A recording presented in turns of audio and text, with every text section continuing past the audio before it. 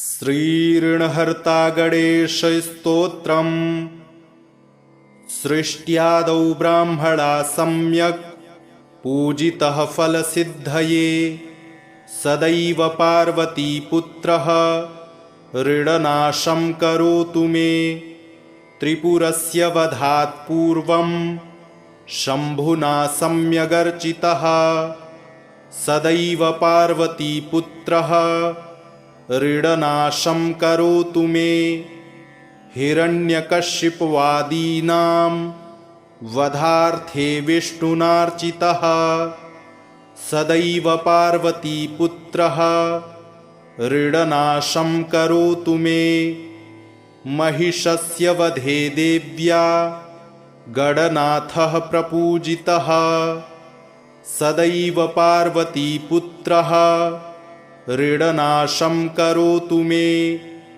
तारकस्य वधात् पूर्वं कुमारेण प्रपूजितः सदैव पार्वतीपुत्रः ऋणनाशं करोतु मे भास्करेण गणेशो हि पूजितश्छविसिद्धये सदैव पार्वतीपुत्रः ऋणनाशं करोतु मे शशिना कान्तिवृद्ध्यर्थं पूजितो गणनायकः सदैव पार्वतीपुत्रः ऋणनाशं करोतु मे पालनाय स्वतपसां विश्वामित्रेण पूजितः सदैव पार्वतीपुत्रः ऋणनाशं करोतु मे इदं ऋणहरस्तोत्रं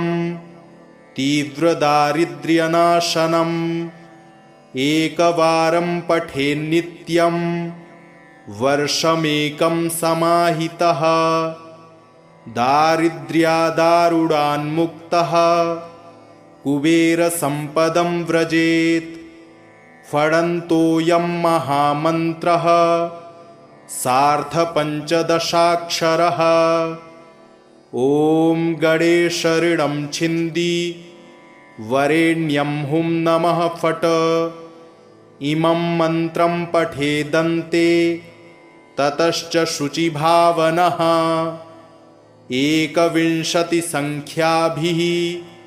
पुरश्चरणमीरितं सहस्रावर्तनात् सम्यक् षड्मासं प्रियतां व्रजेत् बृहस्पतिसमो ज्ञाने धने धनपतिर्भवेत् अस्यैवायुतसंख्याभिः पुरश्चरणमीरितं लक्षमावर्तनात् सम्यक् वाञ्छितं फलमाप्नुयात् भूतप्रेतपिशाचानां नाशनं स्मृतिमात्रतः सृष्ट्यादौ ब्राह्मणा सम्यक् पूजितः फलसिद्धये सदैव पार्वतीपुत्रः ऋणनाशं करोतु मे त्रिपुरस्य वधात् पूर्वं शम्भुना सम्यगर्चितः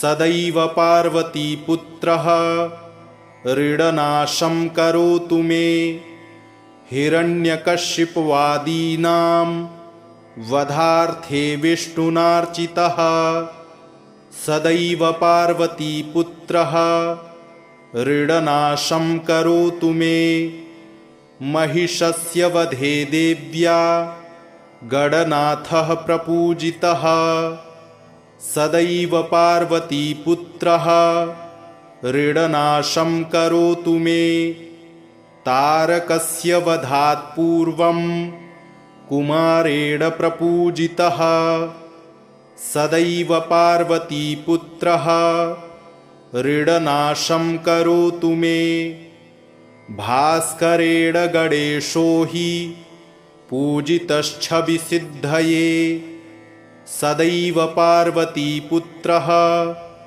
ऋणनाशं करोतु मे शशिना कान्तिवृद्ध्यर्थं पूजितो गणनायकः सदैव पार्वतीपुत्रः ऋणनाशं करोतु मे पालनाय स्वतपसां विश्वामित्रेण पूजितः सदैव पार्वतीपुत्रः ऋणनाशं करोतु मे इदं ऋणहरस्तोत्रम् तीव्रदारिद्र्यनाशनम् एकवारं पठेन्नित्यं वर्षमेकं समाहितः दारिद्र्यादारुणान्मुक्तः कुबेरसम्पदं व्रजेत् फडन्तोऽयं महामन्त्रः सार्धपञ्चदशाक्षरः ॐ गणेशऋणं छिन्दि वरेण्यं हुं नमः फट् इमं मन्त्रं पठेदन्ते ततश्च शुचिभावनः 21 पुरश्चरणमीरितं सहस्रावर्तनात् सम्यक् षड्मासं प्रियतां व्रजेत् बृहस्पतिसमो ज्ञाने धने धनपतिर्भवेत् अस्यैवायुतसंख्याभिः पुरश्चरणमीरितं लक्षमावर्तनात् सम्यक् वाञ्छितं फलमाप्नुयात् भूतप्रेतपिशाचानां नाशनं स्मृतिमात्रतः सृष्ट्यादौ ब्राह्मणा सम्यक् पूजितः फलसिद्धये सदैव पार्वतीपुत्रः ऋणनाशं करोतु मे त्रिपुरस्य वधात् पूर्वं शम्भुना सम्यगर्चितः सदैव पार्वतीपुत्रः ऋणनाशं करोतु मे हिरण्यकशिपवादीनां वधार्थे विष्णुनार्चितः सदैव पार्वतीपुत्रः ऋणनाशं करोतु मे महिषस्य वधे देव्या गणनाथः प्रपूजितः सदैव पार्वतीपुत्रः ऋणनाशं करोतु मे तारकस्य वधात् पूर्वं कुमारेण प्रपूजितः सदैव पार्वतीपुत्रः ऋणनाशं करोतु मे भास्करेण गणेशो हि पूजितश्छविसिद्धये सदैव पार्वतीपुत्रः ऋणनाशं करोतु मे शशिना कान्तिवृद्ध्यर्थं पूजितो गणनायकः सदैव पार्वतीपुत्रः ऋणनाशं करोतु मे पालनाय स्वतपसां विश्वामित्रेण पूजितः सदैव पार्वतीपुत्रः ऋणनाशं करोतु मे इदं ऋणहरस्तोत्रम् तीव्रदारिद्र्यनाशनम् एकवारं पठेन्नित्यं वर्षमेकं समाहितः दारिद्र्यादारुणान्मुक्तः कुबेरसम्पदं व्रजेत् फडन्तोऽयं महामन्त्रः सार्धपञ्चदशाक्षरः ॐ गणेशऋणं छिन्दि वरेण्यं हुं नमः फट् इमं मन्त्रं पठेदन्ते ततश्च शुचिभावनः 21 पुरश्चरणमीरितं सहस्रावर्तनात् सम्यक् षड्मासं प्रियतां व्रजेत् बृहस्पतिसमो ज्ञाने धने धनपतिर्भवेत् अस्यैवायुतसंख्याभिः पुरश्चरणमीरितं लक्षमावर्तनात् सम्यक् वाञ्छितं फलमाप्नुयात्।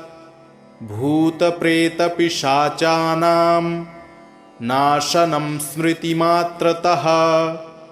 सृष्ट्यादौ ब्राह्मणा सम्यक् पूजितः फलसिद्धये।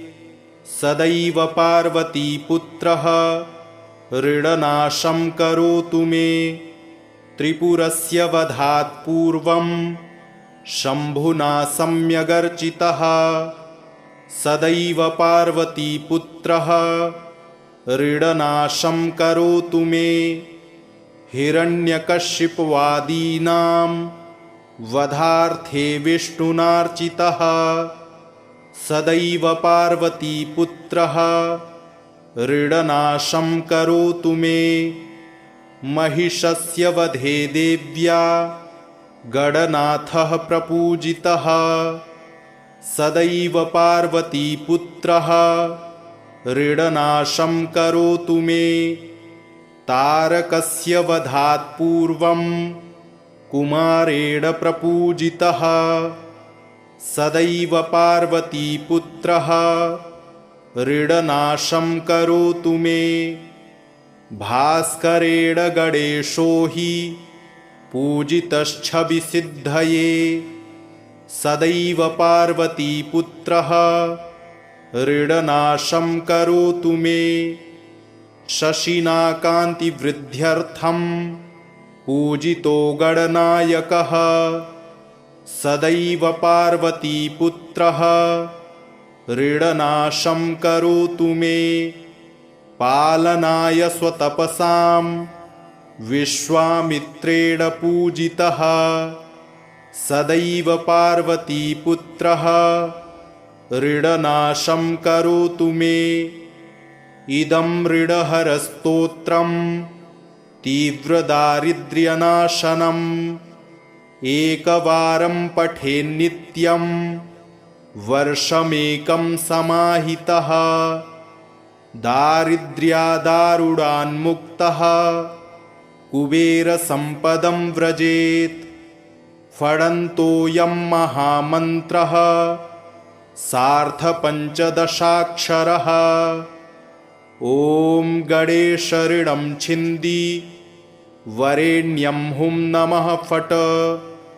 इमं मन्त्रं पठेदन्ते ततश्च शुचिभावनः।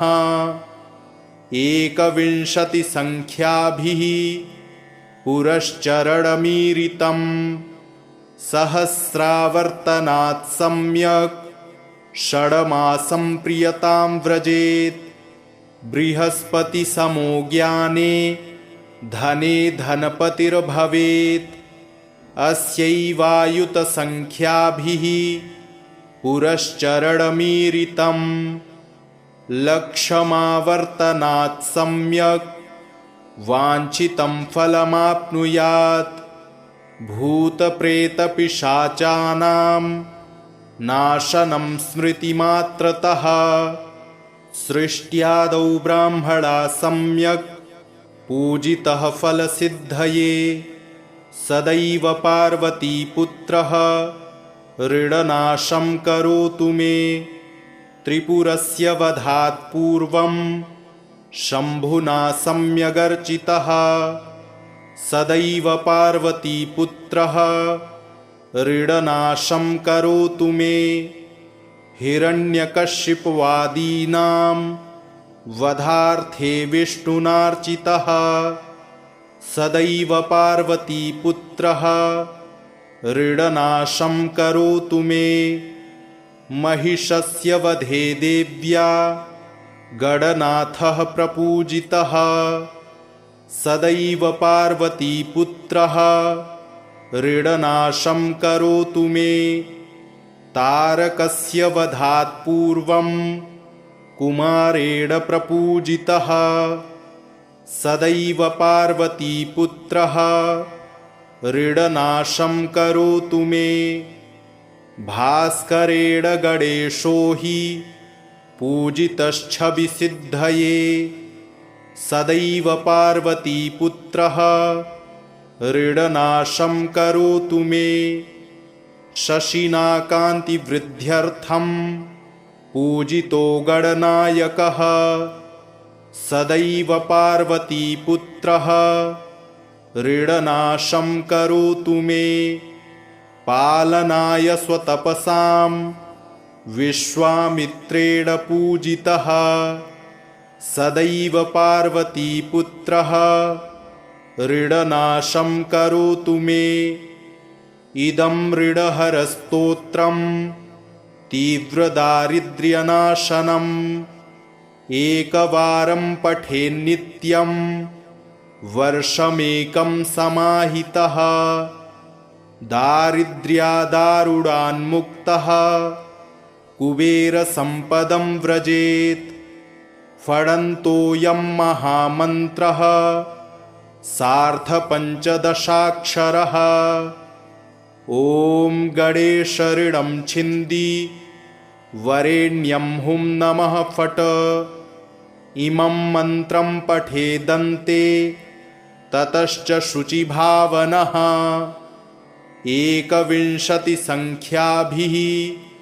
पुरश्चरणमीरितं सहस्रावर्तनात् सम्यक् षड्मासं प्रियतां व्रजेत् बृहस्पतिसमो ज्ञाने धने धनपतिर्भवेत् अस्यैवायुतसंख्याभिः पुरश्चरणमीरितं लक्षमावर्तनात् सम्यक् वाञ्छितं फलमाप्नुयात् भूतप्रेतपिशाचानां नाशनं स्मृतिमात्रतः सृष्ट्यादौ ब्राह्मणा सम्यक् पूजितः फलसिद्धये सदैव पार्वतीपुत्रः ऋणनाशं करोतु मे त्रिपुरस्य वधात् पूर्वं शम्भुना सम्यगर्चितः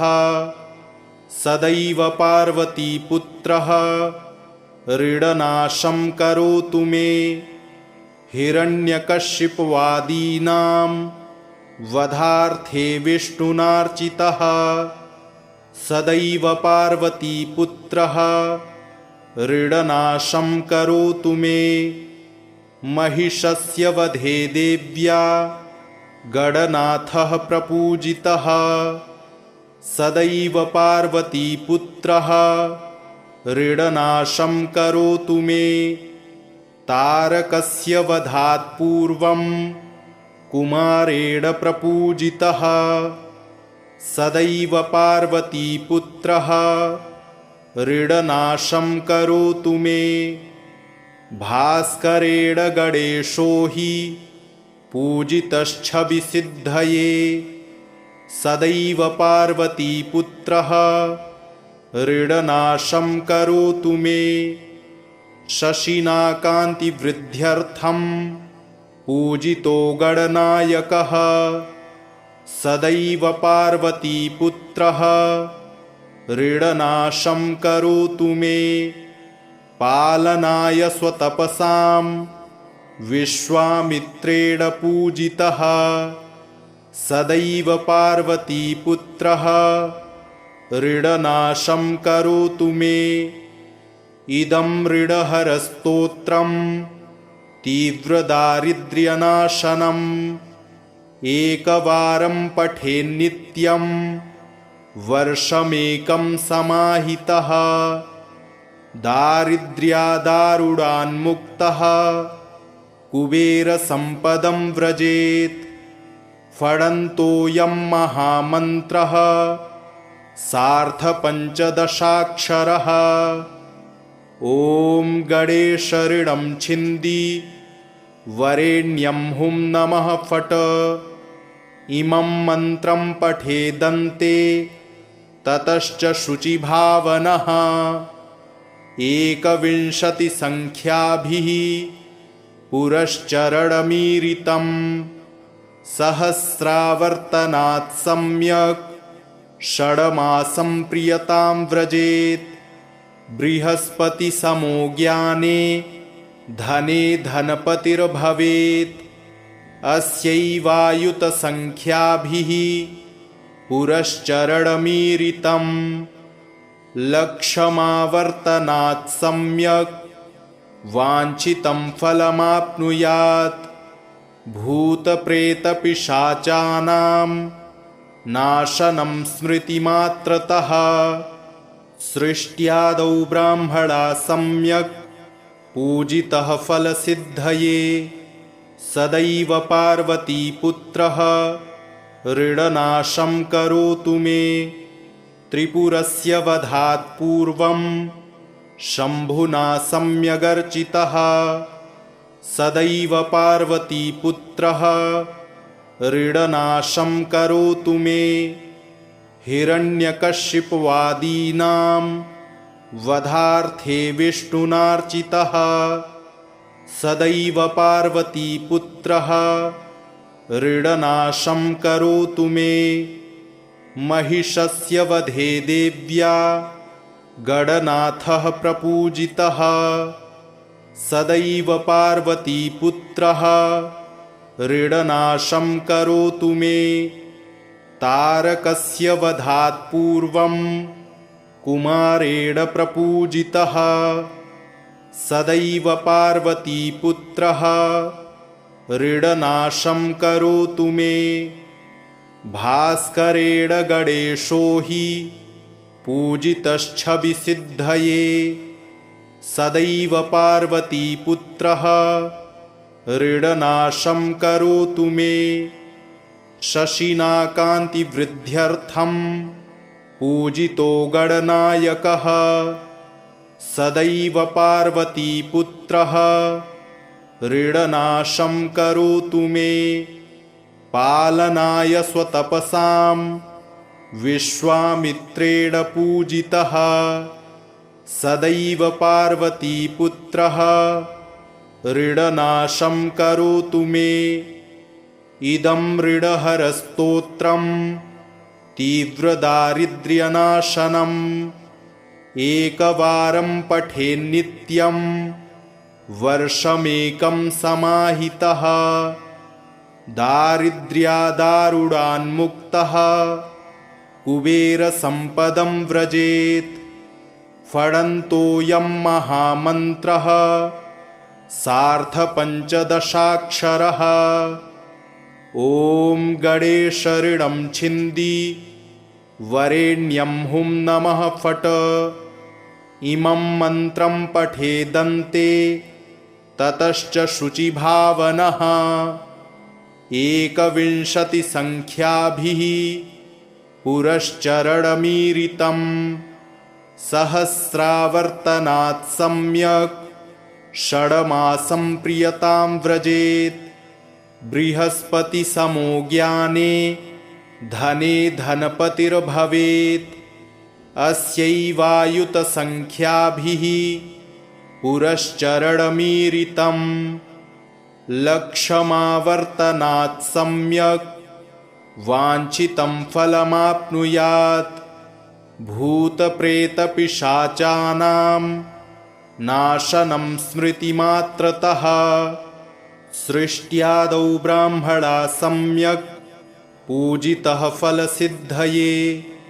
सदैव पार्वतीपुत्रः ऋणनाशं करोतु मे। त्रिपुरस्य वधात् पूर्वं शम्भुना सम्यगर्चितः। सदैव पार्वतीपुत्रः ऋणनाशं करोतु मे।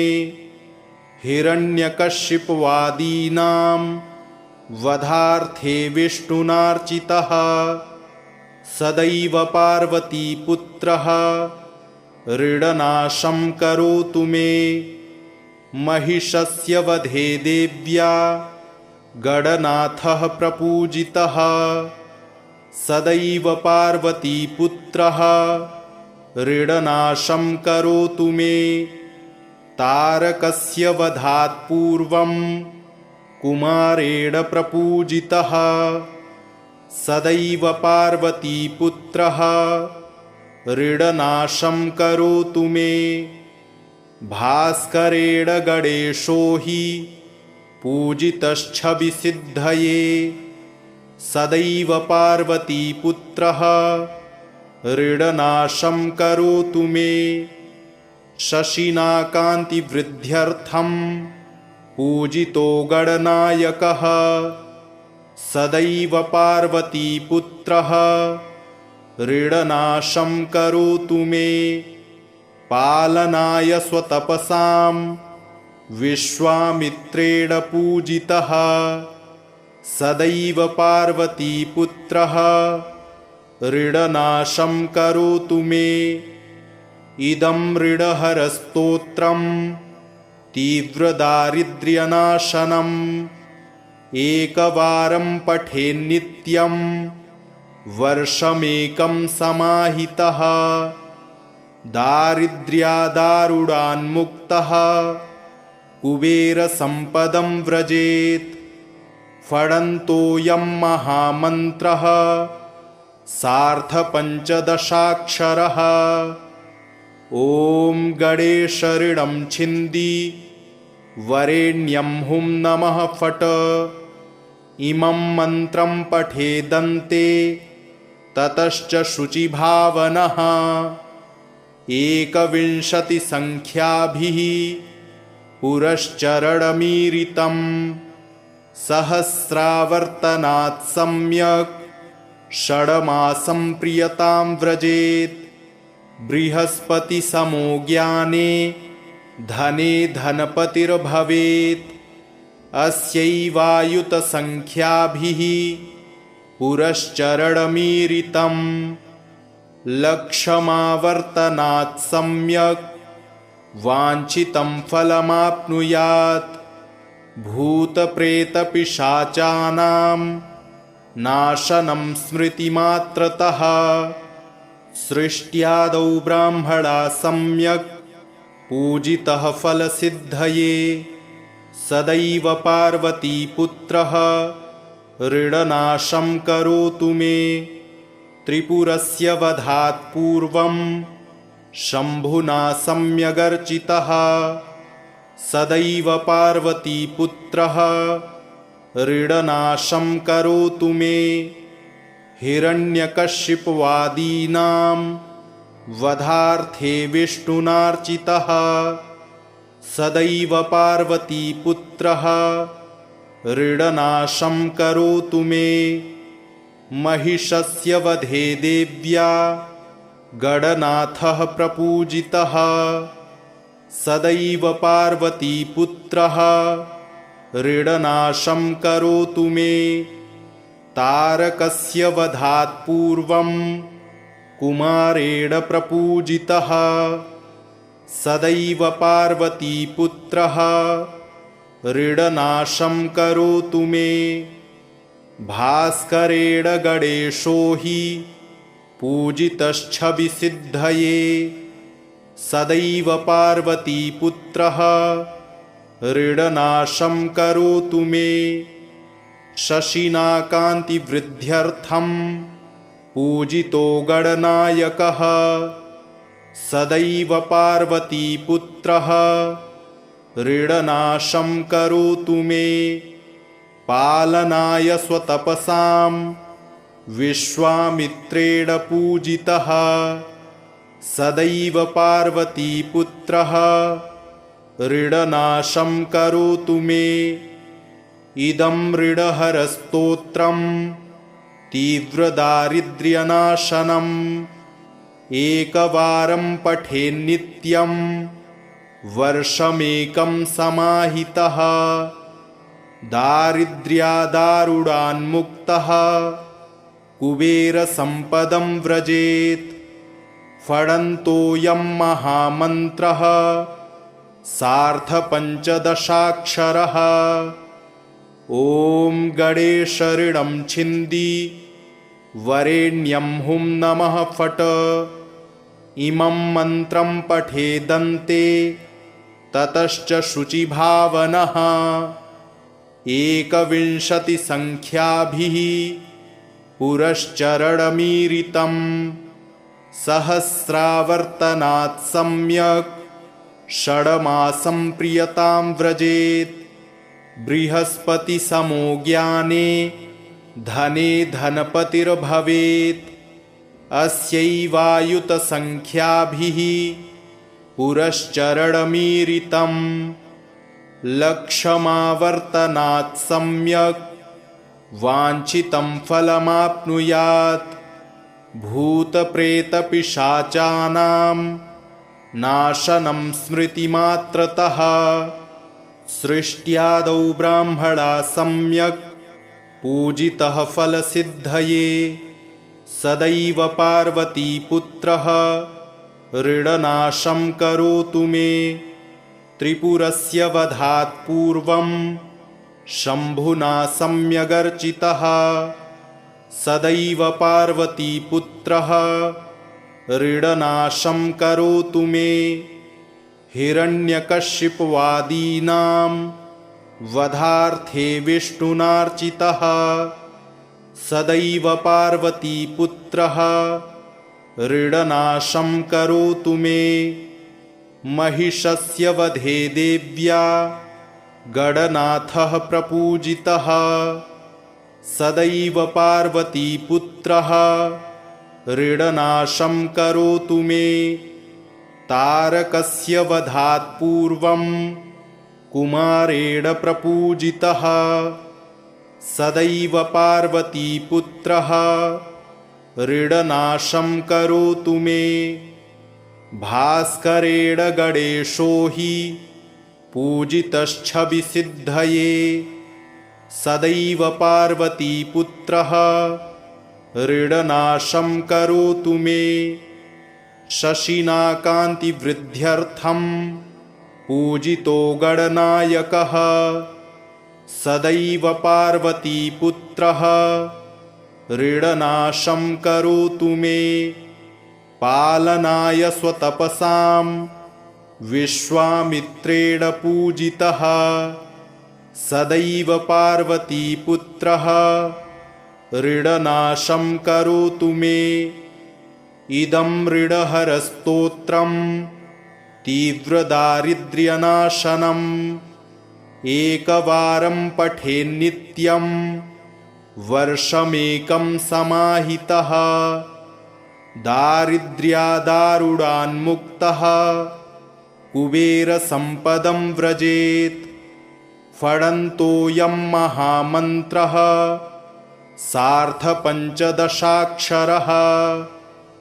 ॐ गणेशऋणं छिन्दि वरेण्यं हुं नमः फट् इमं मन्त्रं पठेदन्ते ततश्च शुचिभावनः एकविंशतिसङ्ख्याभिः पुरश्चरणमीरितं सहस्रावर्तनात् सम्यक् षड्मासं प्रियतां व्रजेत् बृहस्पतिसमो ज्ञाने धने धनपतिर्भवेत् अस्यैवायुतसंख्याभिः पुरश्चरणमीरितं लक्ष्यमावर्तनात् सम्यक् वाञ्छितं फलमाप्नुयात् भूतप्रेतपिशाचानां नाशनं स्मृतिमात्रतः सृष्ट्यादौ ब्राह्मणा सम्यक् पूजितः फलसिद्धये सदैव पार्वतीपुत्रः ऋणनाशं करोतु मे त्रिपुरस्य वधात् पूर्वं शम्भुना सम्यगर्चितः सदैव पार्वतीपुत्रः ऋणनाशं करोतु मे हिरण्यकशिपवादीनां वधार्थे विष्णुनार्चितः सदैव पार्वतीपुत्रः ऋणनाशं करोतु मे महिषस्य वधे देव्या गणनाथः प्रपूजितः सदैव पार्वतीपुत्रः ऋणनाशं करोतु मे तारकस्य वधात् पूर्वं कुमारेण प्रपूजितः सदैव पार्वतीपुत्रः ऋणनाशं करोतु मे भास्करेण गणेशो हि पूजितश्छविसिद्धये सदैव पार्वतीपुत्रः ऋणनाशं करोतु मे शशिनाकान्तिवृद्ध्यर्थं पूजितो गणनायकः सदैव पार्वतीपुत्रः ऋणनाशं करोतु मे पालनाय स्वतपसां विश्वामित्रेण पूजितः सदैव पार्वतीपुत्रः ऋणनाशं करोतु मे इदं ऋणहरस्तोत्रं तीव्रदारिद्र्यनाशनम् एकवारं पठेन्नित्यं वर्षमेकं समाहितः दारिद्र्यादारुणान्मुक्तः कुबेरसम्पदं व्रजेत् फडन्तोऽयं महामन्त्रः सार्धपञ्चदशाक्षरः ॐ गणेशऋणं छिन्दि वरेण्यं हुं नमः फट् इमं मन्त्रं पठेदन्ते ततश्च शुचिभावनः 21 पुरश्चरणमीरितं सहस्रावर्तनात् सम्यक् षड्मासं प्रियतां व्रजेत् बृहस्पतिसमो ज्ञाने धने धनपतिर्भवेत् अस्यैवायुतसंख्याभिः पुरश्चरणमीरितं लक्षमावर्तनात् सम्यक् वाञ्छितं फलमाप्नुयात् भूतप्रेतपिशाचानां नाशनं स्मृतिमात्रतः इति श्रीकृष्णयामलतन्त्रे श्री उमामहेश्वरसंवादे ऋणहर्ता गणेशस्तोत्रं सम्पूर्णम्।